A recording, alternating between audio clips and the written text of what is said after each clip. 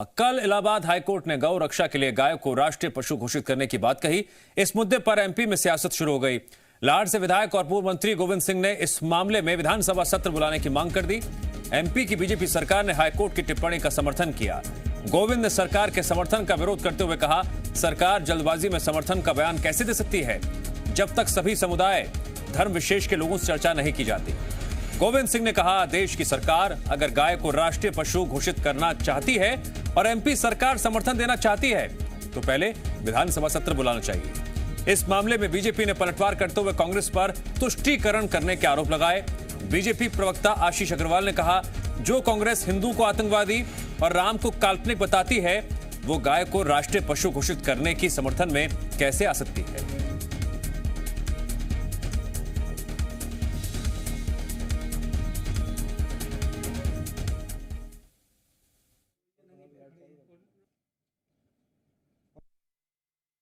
मेरा सोच है कि ये मुल्क हिंदुस्तान सांप्रदायिक सभी संप्रदायों को सम्मान देने वाला है। अगर सभी सब संप्रदाय के लोगों की बैठकर सामंजस्य बनाया जाए तो उचित होगा। एक तरफा कोई निर्णय लादना हमारे इस मुल्क के लिए उचित नहीं होगा। इनकी आस्थाएं तो सिर्फ चुनावी होती हैं और तुष्टीकरण की राजनीति के चलते एक वर्ग विशेष नाराज नहीं हो जाए तो सदैव ये इस तरह की बातें करते हैं। भारतीय जनता पार्टी की सरकार जब रही है, गौवंश को, गौमाता को अपना सम्मान दिलाने के लिए हम प्रतिबद्ध रहे हैं। गौ संवर्धन आयोग हमने बनाया और मुझे लगता है कि अब जिस तरीके की जनचेतना हमारी सरकारों से प्रारंभ हुई है, निश्चित ही गौ माता को अब राष्ट्रीय पशु का भी दर्जा अवश्य और शीघ्र मिल जाएगा। ओबीसी आरक्षण का मामला हाईकोर्ट में है। बीजेपी सरकार 27% आरक्षण देने के लिए हाईकोर्ट में खड़ी है और अगली सुनवाई 20 सितंबर को होगी। लेकिन नगरीय प्रशासन मंत्री भूपेंद्र सिंह ने कांग्रेस पर गंभीर आरोप लगाए।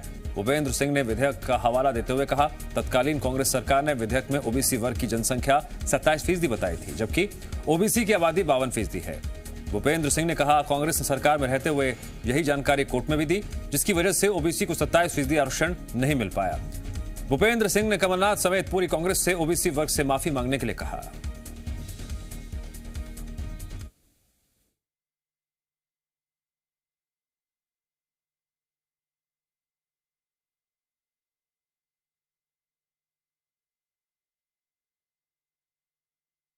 कांग्रेस पार्टी ने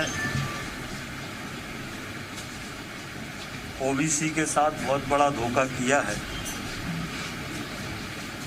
और इस कारण से ओबीसी को अभी तक 27% आरक्षण नहीं मिल पाया है। ये विधेयक की कॉपी है जो विधानसभा में कांग्रेस सरकार लेकर आई थी। इसमें कितनी गलत जानकारी दी गई है, इसको अगर आप देखेंगे तो इसमें लिखा हुआ है कि अन्य पिछड़े वर्ग मध्य प्रदेश की कुल जनसंख्या का 27% है, जबकि मध्य प्रदेश में पिछड़ा वर्ग की जनसंख्या 51% है। तो जब आपने न्यायालय में ही विधानसभा में ही गलत विधेयक पेश किया और न्यायालय में गलत जानकारी दी, इस कारण से ओबीसी के आरक्षण पर न्यायालय में स्टे हुआ। मेरी ये मांग है कि कांग्रेस पार्टी प्रदेश में ओबीसी के लोगों से माफ़ी मांगे। जो गलत जानकारी उन्होंने न्यायालय में और विधानसभा में दी है, इसके लिए वो माफ़ी मांगे। भूपेंद्र सिंह के आरोपों पर पलटवार करते हुए कांग्रेस ने बीजेपी पर निशाना साधा। कांग्रेस के भूपेंद्र गुप्ता ने कहा, कांग्रेस ने 14% से लेकर 27% आरक्षण दिया। कांग्रेस ने चुनौती देते हुए कहा, बीजेपी अदालत में दी गई जानकारी पेश करे और पुरुषेंद्र कौरव की चिट्ठी को सार्वजनिक किया जाए। ये भारतीय जनता पार्टी की असली सूरत और शक्ल है। सत्ता चाहिए, कुर्सी चाहिए पिछड़े वर्ग के नाम पर, और देने के नाम पर जो है वो कांग्रेस ने कर दिया था। ये जो सिलसिला है ये बंद होना चाहिए। आप सत्ता में बैठे हैं, अपनी चिट्ठी पे विड्रॉ करिए जो पुरुषेंद्र कौरव ने लिखी है हाई कोर्ट में, उसके बाद बात करिए और वो चिट्ठी जाहिर करिए, सार्वजनिक करिए, जिससे आपका चेहरा साफ हो। वो चिट्ठी भी सार्वजनिक करे सरकार, जिसमें आपने एनआरएचएम को लिखा कि आप जो है इंटरवीनर बनिए, तब जाके आपकी असली शक्ल दिखेगी, ओबीसी को पता लगेगा कि आप कितना धोखा उनको दे रहे हैं। मध्य प्रदेश में बिजली संकट पर मचे हाहाकार के बीच ऊर्जा मंत्री प्रद्युम्न तोमर अपने ही बयान से मुखरते दिखाई दे रहे हैं। अब तक प्रदेश में बिजली संकट से इनकार करने वाले मंत्री प्रद्युम्न सिंह तोमर ने आखिरकार स्वीकार किया कुछ घंटों के लिए बिजली की सप्लाई रोकी गई थी। मंत्री ने अपने बयान में कहा 27, 28, 29 और 30 अगस्त को बिजली का प्रवाह रोका गया था, जबकि 2 दिन पहले मंत्री ने विपक्ष के आरोपों पर सिरे से खारिज कर दिया था। उन साथियों से कहता हूं उस गांव का नाम बताएं, उस फीडर का नाम बताएं जिसमें 18 घंटे कटौती हुई है। मैं उनके साथ चलता हूं। अगर उनकी बात सत्य है तो जो वो नहीं, समाज बैठ करके वहीं की पंचायत के लोग बैठ करके जो सजा देंगे उसको भुगत लेंगे। हम झूठ बोलकर राजनीति में करने में विश्वास नहीं करते, हम छलावे में विश्वास नहीं करते, हम वास्तविक। हमने कुछ घंटे के लिए विद्युत प्रवाह रोका, जिन जगहों पे रात में रोका, लोगों को थोड़ा सा, जिससे आर्थिक, क्योंकि जनता का पैसा है वो भी, इसलिए जो परेशानी 27, 28, 29 और कुछ 30 तारीख को आई, ईश्वर की कृपा हुई, पानी वर्षा, कुछ मांग ऐसे कम हुई, कुछ हमारा उत्पादन बढ़ा। और इस वक्त बड़ी खबर आ रही है, मध्य प्रदेश में प्रतियोगी परीक्षा और भर्तियों में मिलेगा 27% ओबीसी आरक्षण। सरकार ने 27% ओबीसी आरक्षण देने का आदेश जारी किया है। जिन मामलों में हाईकोर्ट की रोक है उन्हें छोड़कर बाकी भर्तियों में आरक्षण लागू रहेगा। नगरीय विकास मंत्री भूपेंद्र सिंह का बयान, शिवराज सरकार ने लिया ऐतिहासिक निर्णय।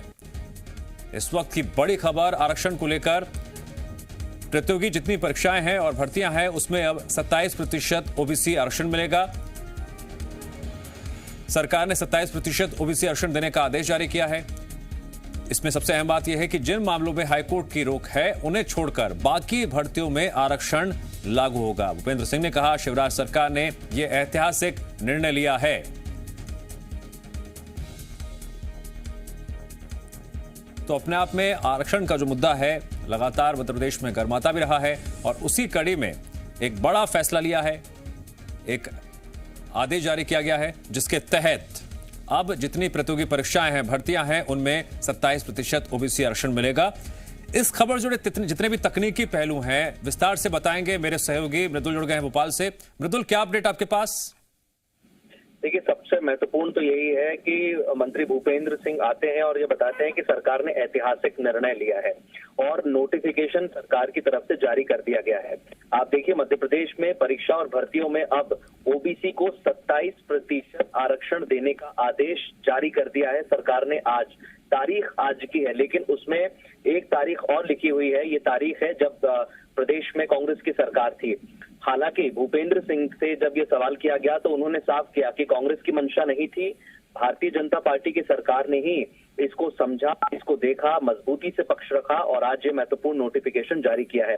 सरकार के महाधिवक्ता की राज्य सरकार को राय थी, उन्होंने अपनी राय दी कि शिक्षा भर्ती परीक्षा 2018, पीएससी से स्वास्थ्य विभाग की भर्तियां हों या फिर पीजी मेडिकल कॉलेज, जो मामला अभी हाईकोर्ट में चल रहा है उस पर स्टे है तो वो यथावत रहेगा, वहां पर मजबूती के साथ अपना पक्ष रखा जाएगा।